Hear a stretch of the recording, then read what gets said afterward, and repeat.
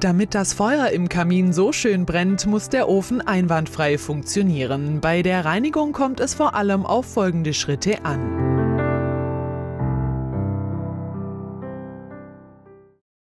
Ein- bis zweimal im Monat sollte die Asche aus dem Kaminofen entfernt werden. Wichtig, nur die Asche aus dem Sieb leeren, nicht die übrig gebliebene Holzkohle. Diese gibt weiterhin Energie ab, um nochmal nachzubrennen. Ist der Innenraum des Ofens soweit sauber, kommt der zweite Schritt.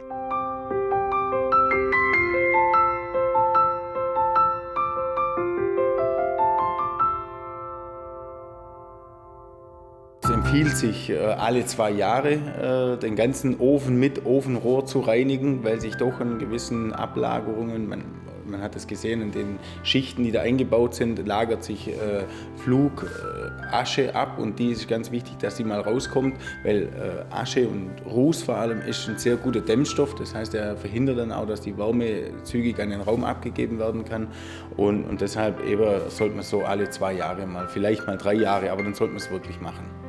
Das gilt für alle raumheizenden Kamine.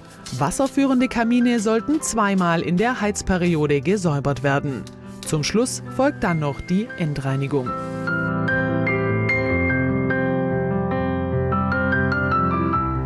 Die Glasscheibe wird mit einem feuchten Küchentuch und Asche gereinigt.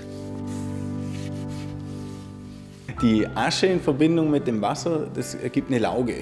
Und diese Lauge löst einfach diesen Ruß, was auch ein Stück weit Fett ist, einfach gut an.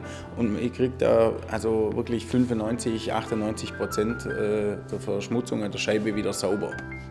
Wenn die Scheibe extrem verrußt ist, kann auch ein spezieller Reiniger zum Einsatz kommen. Aber bitte kein Flüssigreiniger, sondern Gel oder Paste. Das schützt zusätzlich die Dichtungen am Kamin.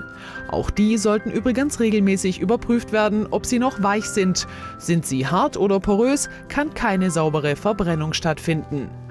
Wer seinen Kaminofen also pflegt, kann dann auch so ein gemütliches Feuer genießen.